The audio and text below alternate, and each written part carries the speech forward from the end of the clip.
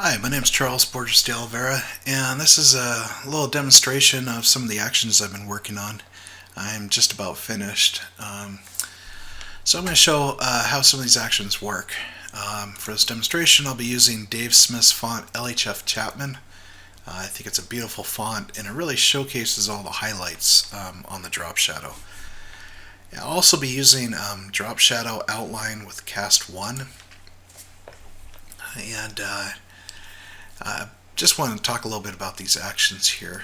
There's 19 actions total. It gives you the ability to create shadows, outlines, highlights on the shadows, cast shadows, inside shadows, and you can also produce the shadow on the left hand side or the right hand side, whatever your preference is.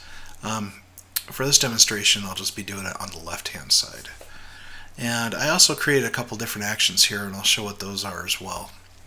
So I'm going to go ahead and select the text here, and again I'm using drop shadow outline with cast 1. There's a total of 7 different cast shadows you can use. So let's go ahead and press play. And now it's asking us how big of an outline do we want to put on here. And that's a little big for this, so I'm going to go ahead and reduce it. And you also notice that the miter feature just cuts off all the sharp corners.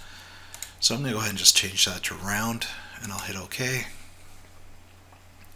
Okay, so now the action is going to work here. Okay, so now this dialog box comes up, and I'll explain what this means here.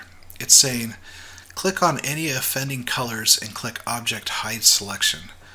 Now, what are the offending colors? Anything that's dark is going to be an offending color here. And then it's also saying delete any stray objects. So there's a couple stray objects that we can get rid of. And you don't have to. I just like to have clean artwork, so that's why I put that in here. So I'll go ahead and hit OK. I'm going to go ahead and select these offending colored objects here. And I'm going to go Object Hide Selection. And now I can go ahead and just select these stray points here. And I'll go ahead and hit Delete. And now we can continue on with the action. One thing I'd like to point out too is you can create any size shadow that you want. You can do a small shadow, a large shadow, medium sized. So whatever preference you want. Okay, I'm going to go ahead and click OK. Basically what it's asking us to do is to get rid of all these little stray objects. This font has got a lot of curves and stuff going on, so it's going to produce a lot of these little extra points. That's actually caused by Illustrator. There's a bug in Illustrator's 3D and extrude feature.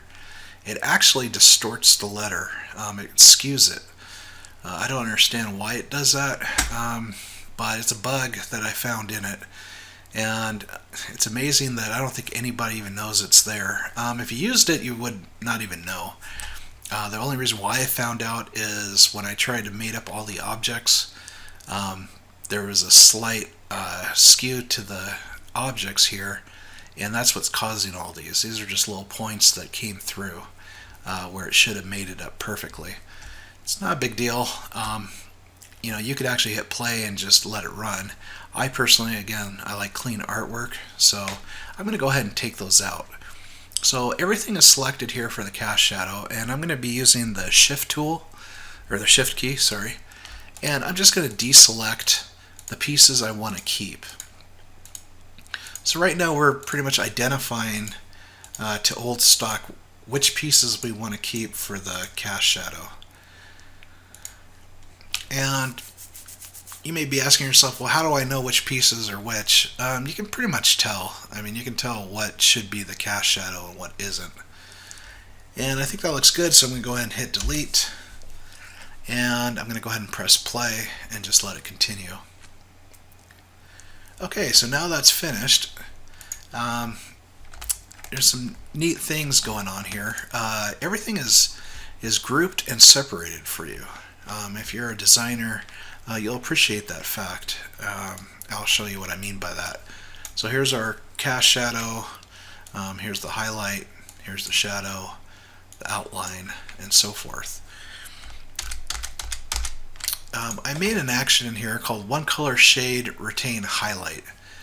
Now what that does is, let's say you want this dark gray shadow to be basically the whole shadow as opposed to two halves. It'll create that and then also keep the highlight. So let me demonstrate that here. I'm going to go ahead and press play. Okay, so now we have a full gray drop shadow as well as the highlight.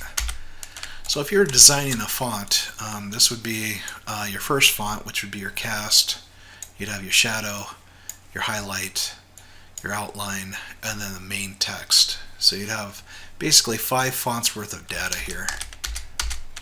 Okay, so now I'm going to show a couple of the other actions I wrote. I just wrote this one called Inside Shadow. To be honest with you, I didn't think I could pull it off, but after a week, I frustratingly figured it out. So what I'm going to do is, again, I was talking about how you could have different sizes for your shadow. Basically, the way that works is in scale. So I'm going to go ahead and scale this up, maybe like that, and I'll show why I did that. I'm going to be creating an inside shadow, and the larger your object, the smaller the effect will be. The smaller your object, the larger the effect will be.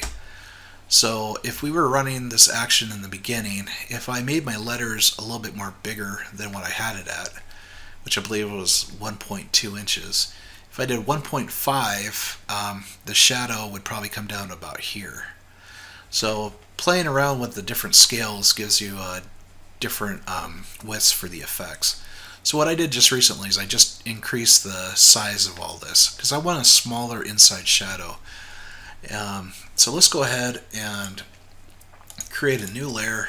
Say OK. I'm going to go ahead and copy the text, and I'm going to paste it into its own layer. And the reason why I'm doing that is when you run the action, it selects everything on the artboard. And we don't want to select the drop shadow and all that and apply the new effect to it. So that's why I created a new layer here. So let's go ahead and run the inside shadow action here.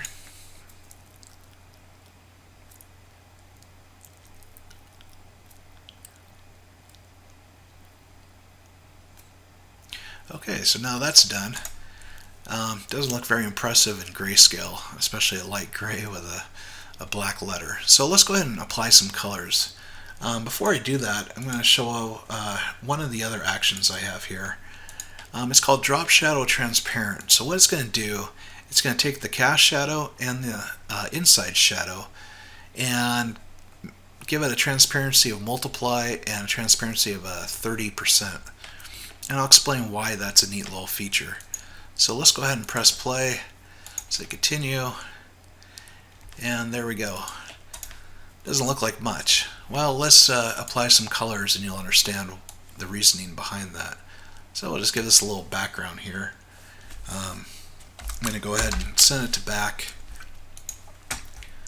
And let's go ahead and add some colors. Now, this background, if I made it blue, when we created a transparency for the cast shadow, it's nice because it retains the same hue of the background. So if I made this green, it makes it green, blue, and so forth. So let's add some colors to this little design here. I'm going to go ahead and change the color of the text here, and so I'll choose this blue. Again, the inside shadow has a transparency applied to it. So, whatever color we end up making this, the shadow will retain the transparency. So let's go ahead and just apply our colors here. Again, nice feature is everything is grouped and selected for you. And I'll select that, and we'll change this from gray to a nice cream color. So there you go. It's very easy. It's very effective for the graphic designer as well as the type designer. It gives you total control of everything effects wise. Again, if you wanted a smaller inside shadow, you would just increase the size of your letters. It's kind of a matter of trial and error, but after using it for a while, you kind of figure out how everything lays out. Anyways, well, thanks for looking at my video, and you have a nice day.